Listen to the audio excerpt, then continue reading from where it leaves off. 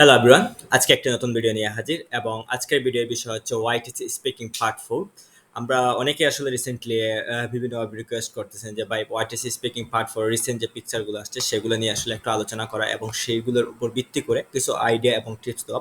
আসলে আমি আসলে সেপ্টেম্বরে কোন কোন ফটো আসতে পারে সেই ফটোর উপর আসলে কিছু আলোচনা এবং নতুন কোন কোন ফটোগুলো আসছে সেগুলো আসলে নিয়ে আলোচনা করব। তার সাথে সাথে আসলে আমি দেখানোর চেষ্টা করব যে কিভাবে আসলে আমরা যে কোনো পিকচার অর্থাৎ ওআইটিসি স্পিকিং পার্ট 4 এর যে কোনো পিকচার আসলে আসলে কিভাবে ডিসক্রাইব করা উচিত এবং কিভাবে ডিসক্রাইব করলে আমাদের বেস্ট আউটকামটা দেওয়া যায় বা আমরা খুব কমফোর্টেবলি আলোচনা করতে পারি। সো সেই লক্ষ্যে আসলে আজকের ভিডিওটা এবং আজকের ভিডিওটা সবার আমার অনুরোধ থাকবে যে সবাই আসলে প্রথম থেকে শেষ পর্যন্ত দেখা, তাহলে বুঝতে পারবেন আসলে ওআইটিসি স্পিকিং পার্ট 4 এর আসলে আনসারগুলো কিভাবে করতে হয়। আমরা আসলে মোস্ট অফ দ্য স্টুডেন্ট আসলে বুঝতে পারেন আসলে ওআইটিসি স্পিকিং পার্ট 4 টা আসলে কিভাবে চলে বা কিভাবে আসলে কোয়েশনগুলো হয় এবং সেগুলো এবং কিভাবে আসলে আনসারগুলো করতে হয়। সেজন্য আসলে অনেকে আসলে পার্ট 4 এ গিয়ে ধরা খায় বা পার্ট 4 এ গিয়ে আনসার করতে পারে না।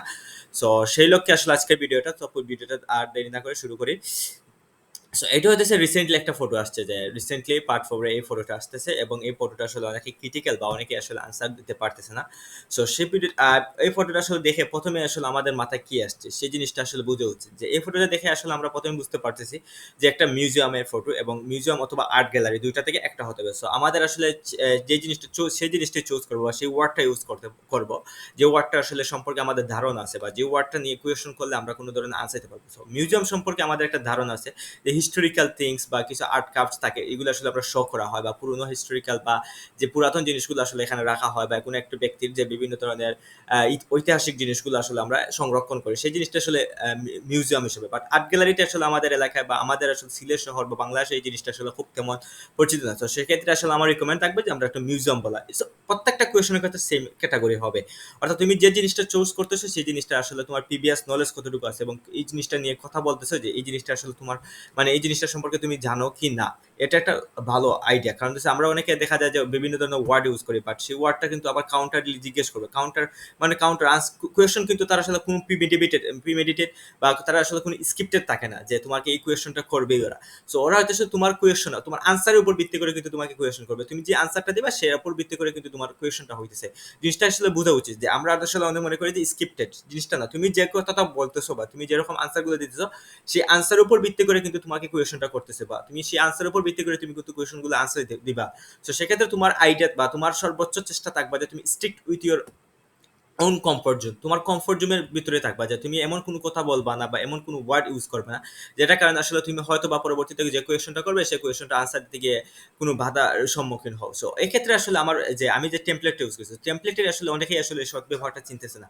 তো টেমপ্লেটে প্রথমে আসলে in this picture I have seen A number of things, এটা আসলে কমন যে একটা সেন্টেন্সটা প্রত্যেকের ক্ষেত্রে ইউজ করা যায় যে I have in this picture I have seen A number of things.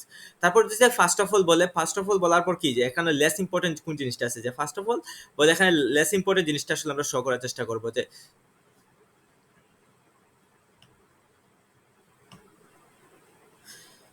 So প্রথমে আসলে আমরা ফার্স্ট অফ অল বলি, আমরা আসলে কথা বলার চেষ্টা করবো যে আমরা এখানে তিনটা পয়েন্ট দেওয়ার চেষ্টা করবো যে first of all, secondly, finally. So তিনটা পয়েন্ট দেবো। সো ফাইনালি বলে আমরা আসলে মেইনলি যে জিনিসটা আসলে নিয়ে আমরা তো কথা বলবো সেই জিনিসটা আসলে আমরা ফাইনালি বলবো। বাট প্রথম দিকে আসলে আমরা লেস ইম্পর্টেন্ট ইনফরমেশন গুলো দেবো যে এখানে দুইটা ছেলে বসে, তিনটা মানুষ বসে আছে sitting on the bench of the মিউজিয়ামের একটা বেঞ্চে বসে আছে। তারপর secondly they are watching two paintings on the wall of a মিউজিয়ামের একটি ওয়ালে তারা দুটা ফটো দেখতেছে। এবং finally this picture mainly show the difference between the peaceful and destroyed city. So এই পিকচারটা আসলে মেইনলি কি শো করতেছে যে এই পিকচারটা মেইনলি শো করতেছে দুইটা সিটির ডিফারেন্সটা। সো এখন যদি তুমি বলো যে এখানে তুমি মেইনলি শো করছে যে দ্য বিউটি অফ মিউজিয়াম, তুমি তখন আসলে মিউজিয়াম রিলেটেড তোমাকে কোয়েশ্চেন করবে, অর্থাৎ বিউটি অফ মিউজিয়াম, তুমি বিউটি অফ মিউজিয়াম অর্থাৎ মিউজিয়ামে কি কি জিনিস থাকে বা মিউজিয়ামে আসলে আমরা কেন যাই, মিউজিয়ামের অফেন ভিজিট, তুমি কি অফেন মিউজিয়ামে ভিজিট করো, তুমি কি ভিজিট করতে পছন্দ করো, মিউজিয়ামে গেলে আসলে আমরা কি কি লাভ আছে, বেনিফিটস গুলো কি কি বা ড্রব্যাকস গুলো কি কি আছে, মিউজিয়ামটা কেন তৈরি করা উচিত, এই রিলেটেড কোয়েশ্চেন গুলো করবে। তুমি যদি বলো যে this picture mainly shows the beauty of অথবা the importance of a museum বা আর্ট গ্যালারি, তুমি যদি আর্ট গ্যালারি সম্পর্কে তোমার ধারণা থাকে তখন যদি তুমি বলো যে দিস পিকচার মেইনলি শোজ, তুমি মেইনলি শোজ যে জিনিসটা তুমি জোর করবা, অর্থাৎ মেইনলি শোজ বলে তুমি যে পয়েন্টটা আসলে আইডেন্টিফাই করবা সেই পয়েন্টের উপর ভিত্তি করে কিন্তু তোমার পরবর্তী কোয়েশ্চেনস গুলো হবে। এখানে ভালোভাবে বোঝার চেষ্টা করো যে দিস পিকচার মেইনলি শোজ, এটা বলার অর্থাৎ প্রথম যে দুইটা আর্গুমেন্ট দিবে এটা জাস্ট লেস ইম্পর্টেন্ট, যে জাস্ট আনসারটা একটু লম্বা করার জন্য, অর্থাৎ কিছু আইডিয়া দেওয়ার জন্য যে পিকচারে কি কি দেখতেছো। যে প্রথমে তুমি দেখতেছো যে তিনটা মানুষ বসে আছে, তারপরে তুমি বলতেছো এখানে দুইটা দুইটা পেন্টিংস দেখানো হয়েছে ওয়ালে। তো তুমি বাদে কি বলতেছে যে না, this picture mainly shows the difference between peaceful and distress city. This picture mainly shows, এই তখনই আসলে দেখা যাবে যে তোমাকে কি করতেছে, এই পয়েন্টের উপর ভিত্তি করে তোমার পরবর্তী কোয়েশনগুলো কিন্তু অনগোয়িং হইতেছে। এই জিনিসটা মাথায় রাখবা। সো তুমি যে কোনো কোয়েশন, তুমি যে আরো কোনো ফটো দেখো, তাহলে তুমি চেষ্টা করবা যে এখন যদি আসলে ঘোড়ার ফটো দেওয়া হয়, তো ঘোড়ার ফটো তুমি যখন ঘোড়ার পিছনে আছে তোমার বিলিজ থাকতে পারে। আরেকটা ফটো আছে, সেটা নিয়ে আসলে আমি আলোচনা করবো। সো দেখা যায় যে ঘোড়ার পিছনে আসলে ঘোড়ার গাড়ির পিছনে আছে তোমার ভিলেজ অথবা দুইটা বাড়ি আছে এবং ভিলেজ আছে। তুমি হয়তো বা এখানে মেইনলি শোজ ঘোড়ার গাড়ি না বলে, তুমি বা হর্স ক্যারেজ না বলে তুমি বললা যে দিস পিকচার মেইনলি শোজ কি, mainly shows the beauty of a village. তো তখন তুমি দেখা যাবে যে তোমার কমফোর্ট জোন ভিলেজের বিউটি বা কান্ট্রি সাইড সম্পর্কে তুমি বলতে পারবা। তোমাকে তখন আসলে difference between countryside and city side সম্পর্কে আলোচনা করবে। সো তুমি যে জিনিসটা আসলে ফোকাস করবে, এই জিনিসটা মাথায় রাখা উচিত। তুমি যে জিনিসটা অর্থাৎ দিস পিকচার মেইনলি শোজ পয়েন্টটা যেখানে বলবা, সেই জিনিসটা নিয়ে কিন্তু তোমাকে পরবর্তী কোয়েশন করবে। সো তোমাকে এখানে ফোকাস রাখতে হবে যে আমি কোন পয়েন্টার আসলে আইডেন্টিফাই করছি। কারণ আমি আসলে আইডেন্টিফাই করতেছি দুইটা পিসফুল এবং ডিস্ট্রেস সিটিতে আসলে কি করতেছে, এখানে মেইনলি শোজ করতেছে। তখন আসলে আমাকে এখন কি কোয়েশন করবে যে what are the difference between both of the pictures. পিকচারের ডিফারেন্সটা কি দেখতেছো? এই পিকচারটা কিন্তু আমি যদি এরকম আনসার দিই, তাহলে কিন্তু আমাকে মোস্ট প্রবাবলি এই ধরনের কোয়েশনটা ফেস করবো। মোস্ট প্রবাবলি কি 90% শিওর যে, বা 99% শিওর যে এই ধরনের কোয়েশনটা কিন্তু নেক্সট ফেস করবা।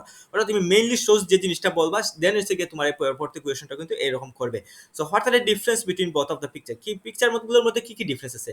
একটা হচ্ছে পিসফুল সিটি আর একটা হচ্ছে ডিস্ট্রয়েড সিটি।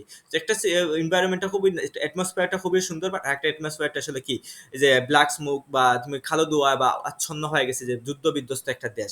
সো এখানে আসলে আমি কি ডিফারেন্স বিটুইন দিছি যে well there are some differences between both of the pictures. Both of the পিকচার্সে কিছু ডিফারেন্স আছে। যে one of the most phrasing aspect is that one city is beautiful and oil decorated, well decorated, and whereas another city is full of destruction and violence. আর একটা কি, একটা well decorated এবং beautiful, এবং আরেকটা কি distraction, full of distraction, অর্থাৎ ধ্বংসাত্মক এবং ভায়োলেন্স অর্থাৎ রক্তযজ্ঞে বা যে খালুদোয়াপূর্ণ একটা সিটি হয়ে গেছে।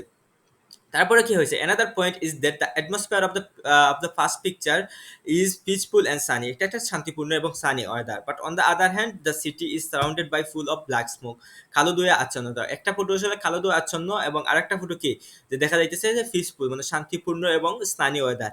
তো দেন কোয়েশনটা কি করবে, যে দেন কোয়েশনটা হবে যে why right side of the picture is destroyed, কেন আসলে রাইট সাইড বা একটা why right side of the picture না বলে যে why the second picture or first picture is destroyed, কেন আসলে একটা সিটি ডিস্ট্রয়েড হয়ে গেছে। সো এই পিকচারটার আনসারটা কি হবে, যে ডিস্ট্রয়েড কেন হয়? আমরা নরমালি হইতেছে যে ডিস্ট্রয়েড হয় যে একটা দেশ অন্য একটা দেশের সাথে কি করলে, যে যুদ্ধ বিধ্বস্ত, যুদ্ধে যদি সংযুক্ত হয় বা কোনো টেররিস্ট আক্রমণের কারণে। সো এই ধরনের কথাবার্তা তুমি বলতে পারো যে কেন আসলে একটা second city is destroyed. So in the current world every nation tries their level best to achieve their goal by using other nation। এখন হচ্ছে কি, একটা দেশ কি করে চেষ্টা করে যে আরেকটা দেশকে ইউজ করে তাদের গোলটা অ্যাচিভ করা যায়। If any nation denied agreeing with any issue, that dominant nation use their military power in order to achieve their desired things. So in fact the city is destroyed just because of where এর কারণে। So এখন দেখা যায় যে আসলে আমরা একটা দেশ, এখন হচ্ছে পৃথিবীটা এরকম যে আমরা ডমিনেট দেশগুলো কি করতেছে, যে লেস ডমিনেট বা দেশ যেগুলো আসলে ডমিনেট নেশন, যেমন আমেরিকা, রাশিয়া, লাইক দ্যাট দেশগুলো আছে যে বড় শক্তিশালী, দেখা যাচ্ছে যে কম শক্তিশালী অর্থাৎ লেস পাওয়ার কান্ট্রিগুলোকে কি করে, তারা তাদের যদি কোনো ইন্টারেস্ট, যদি বাংলাদেশ এখন কিছু দেখে, তাহলে চেষ্টা করবে, বাংলাদেশে যদি কোনো ইম্পর্টেন্ট ইস্যু পায়, তখন তারা আসলে চেষ্টা করবে যে আপনাকে কূটনৈতিক হতে বা পলিটিক্যালি চেষ্টা করবে, পলিটিক্যালি প্রেশার দিয়ে যখন অ্যাচিভ করতে পারবে না, বা জিওগ্রাফিক্যাল পাওয়ার, পলিটিক্যাল পাওয়ার ইউজ করে যখন তারা ইউজ করতে পারবে, তখন আসলে তারা কি করে, যে না, তারা আসলে মিলিটারি পাওয়ার ইউজ করে বা ধ্বংসাত্মক কার্যকরী বা ওয়ারের মাধ্যমে তারা কি করে এই জিনিসটা উদ্ধার করার চেষ্টা করে, তাদের স্বার্থ উদ্ধারের জন্য বিভিন্ন ধরনের ধ্বংসাত্মক কার্যকরী করে। সো এই কারণে আসলে মোস্ট অফ দ্য সিটিজ কি হয়, ডিস্ট্রয়েড হয় নাওয়াডেজ, বা টেররিস্ট আক্রমণের করে। তুমি টেররিস্ট আক্রমণের কথা বলতে পারো, আমি জাস্ট এখানে একটা ওয়ারের কথা বলছি, তুমি হয়তো বা টেররিস্ট আক্রমণের কথা বলতে পারো। So why bench has set up on the museum, so এটা কমন কোয়েশন, কেন আসলে তুমি যদি মিউজিয়াম বলো, তাহলে কেন আসলে মিউজিয়ামে কেন বেঞ্চটা সেট আপ করা হয়েছে, তখন আসলে পিকচার থেকে কোয়েশনটা করতেছে এটা। সো তুমি বেঞ্চটা কেন সেট আপ করা হয়েছে, there are two reason why museum authority has set up bench on the museum।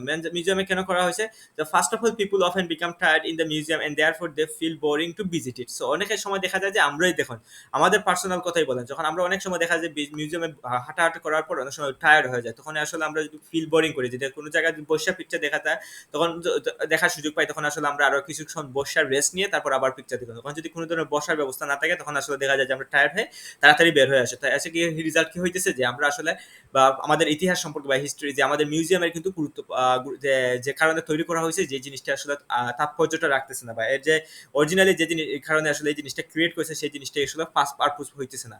তো সেকেন্ডলি হচ্ছে young people can analysis any picture in detail if they get the opportunity of sit on the bench. So young people কথা কি তারা যদি কোনো জায়গায় বসার সুযোগ পায় তাহলে দেখা যায় তারা মূল মোটিভেটেড হচ্ছে, তারা আসলে বসে পিকচারগুলো দেখতেছে এবং অ্যানালাইসিস করতেছে। তখন দেখা যায় যে আসলে আমাদের কি পরবর্তী প্রজন্মগুলো এই সম্পর্কে আসলে আরো ভালো আইডিয়া ডেভেলপ করতেছে আর নলেজ তারা কি করতেছে ইনলার্জ হইতেছে।